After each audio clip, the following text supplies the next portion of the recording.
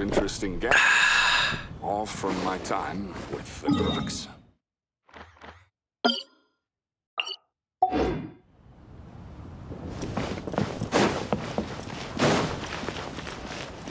Come see the kite. Oh, Lantern Rite was simply amazing. I'm not sure I'll be able to sleep tonight. Oh, that? Yeah, interesting story. It was invented by a guy from Fontaine. His name is Ildison. He's always tinkering away at some mechanism or another. He's even asked the Steambird to write about his inventions on more than one occasion.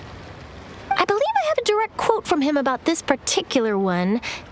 Yes, here it is.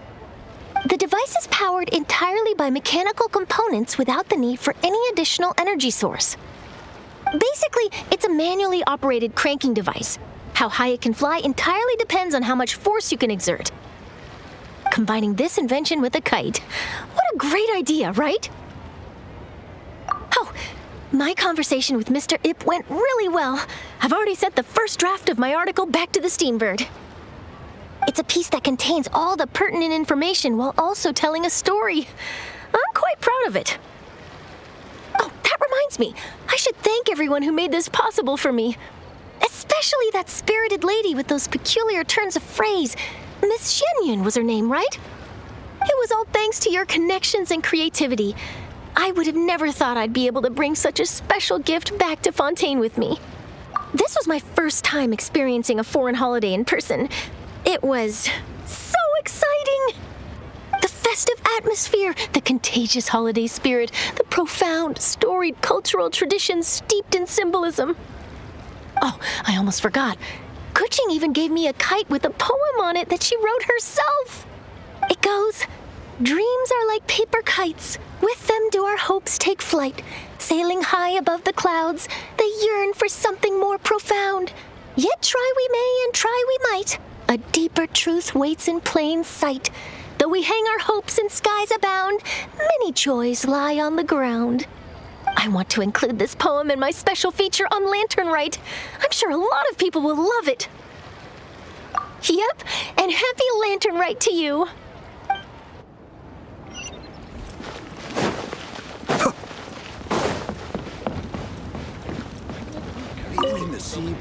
Given your present countenance, one presumes you are missing some old friends again.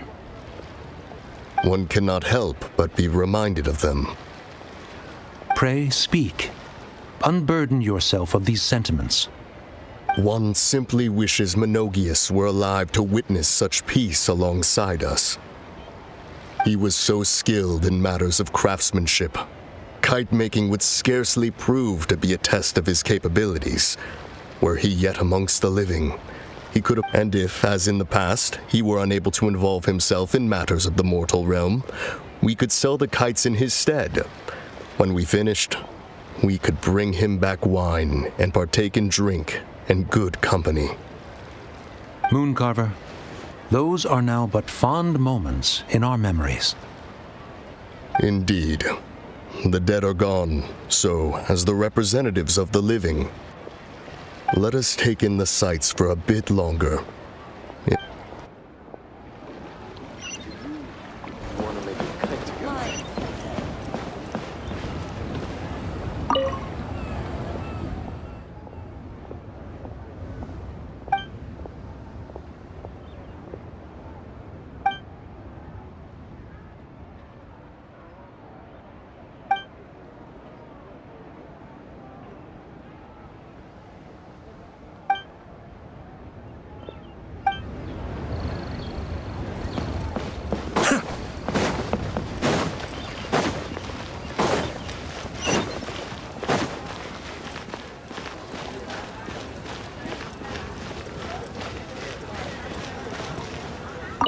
So, you're still a big fan of winter melon cake then? Huh? Oh, I guess you heard everything Paimon was saying, huh? Of course. She was talking about you. As your father, how could I not listen? Remember back when you were a kid, and you would sit on my shoulders to watch the Wushu dance. On our way back home, you would beg me to buy you some winter melon cake. We would only buy 2 at a time, but before long, we tried the winter melon cake from every vendor that street had to offer. There was also that one time you used your pocket money to treat me. Do you still remember? Yeah, I remember. That was the best winter melon cake I ever had. Let's go back sometime. The shop's still there, and I remember the way. My treat, just like before. Are you sure? Absolutely.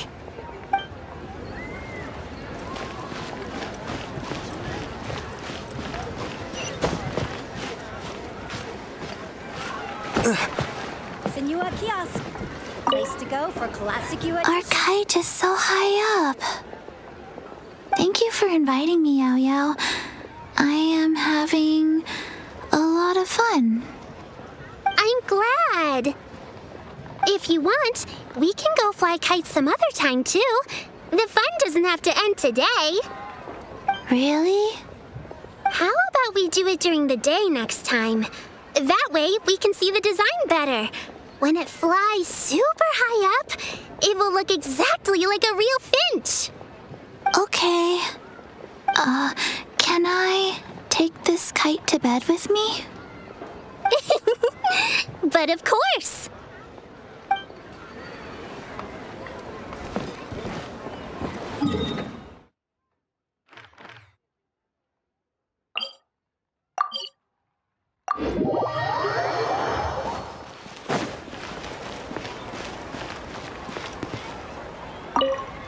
I don't get it. Is something wrong, Shenhe? Tell me. Perhaps I can help. The color black doesn't get dirty easily, so I thought this outfit would be acceptable to wear to work. But Xiangling told me it was inappropriate. But inappropriate? How?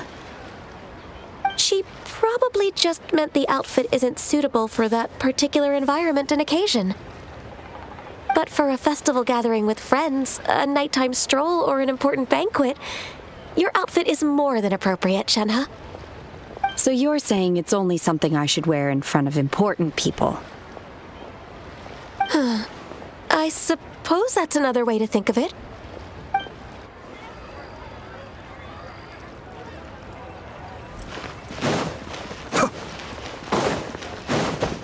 I hope you'll be able to find the...